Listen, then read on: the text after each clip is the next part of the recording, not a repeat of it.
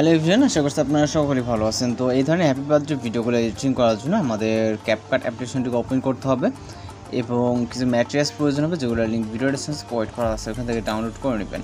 তো এখান থেকে নিউ প্রজেক্ট অপশনে ক্লিক করবো, এরপর ভিডিওস অপশন থেকে আমরা একটি প্রথম ভিডিও ক্লিপকে সিলেক্ট করবো এবং অ্যাড অপশনে ক্লিক করবো। এরপর এখান থেকে আমাদের ফটো সেট করতে হবে, এর জন্য ইন্ডিকে চলে যাবো, যারপর প্লাস এখন যার বার্থডে ভিডিও মেকিং করবেন তার কিছু পিকচার কালেক্ট করে এখান থেকে 3টার মতো পিকচার সিলেক্ট করে নেবেন।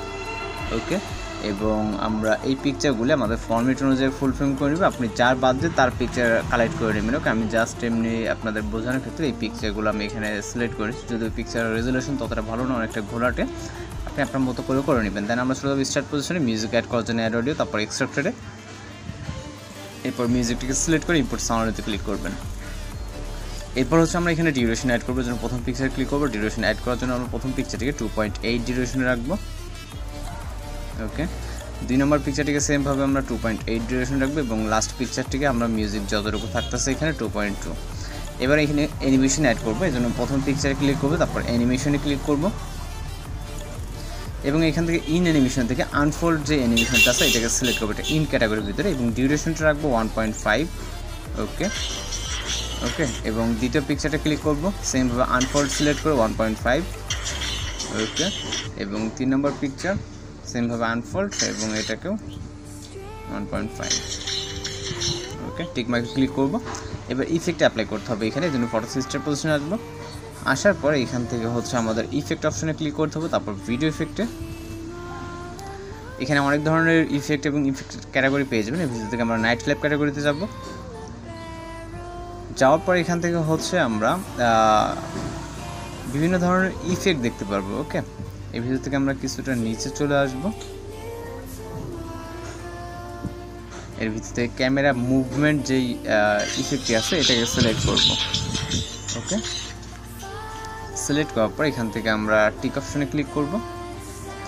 এরপর ইফেক্ট লেয়ারটাকে ভিডিও স্টার্ট থেকে ইন পর্যন্ত ইফেক্ট লেয়ারটাকে অ্যাডজাস্ট করার জন্য আমরা অ্যাডজাস্ট অপশনে ক্লিক করব। স্পিড কিছুটা কমিয়ে দিব এবং ইন্টেন্সিটিকে সেমভাবে, এবং এখান থেকে ব্লার, গ্লো, সাইজটাকে আমরা কিছুটা কমিয়ে দিব, ব্লার এবং গ্লোটাকে 0। ওকে, টিক অপশনে ক্লিক করব। সেম পজিশন থেকে আমরা আবার একটি ইফেক্ট অ্যাড করার জন্য এবং ভিডিও ইফেক্ট, এবং এখান থেকে কিছুটা নিচে চলে আসব। রিপিট জুম নামে একটি ইফেক্ট দিতে হবে, এটাকে সিলেক্ট করব, অ্যাডজাস্টে ক্লিক করব। এখান থেকে সাইজ এবং ইন্টেন্সিটি 20 বা 30-এর আশেপাশে রাখবো এবং গ্লোটাকেও কমিয়ে দেবো কিছুটা। ওকে, টেক্সচার, স্পিড এগুলোকে আমরা কিছুটা কমিয়ে দিব।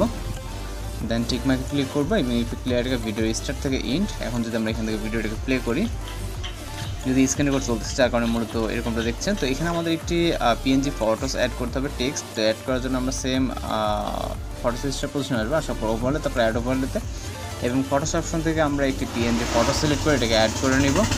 নেওয়ার পর এটাকে আমরা নিচে বসিয়ে দিব। ওকে, এইভাবে আমরা নিচে বসিয়ে দিব, যতটুকু প্রয়োজন জুম করে নিব। ওকে, এটাকে আমরা স্টার্ট থেকে ভিডিও এন্ডিং পর্যন্ত নিব।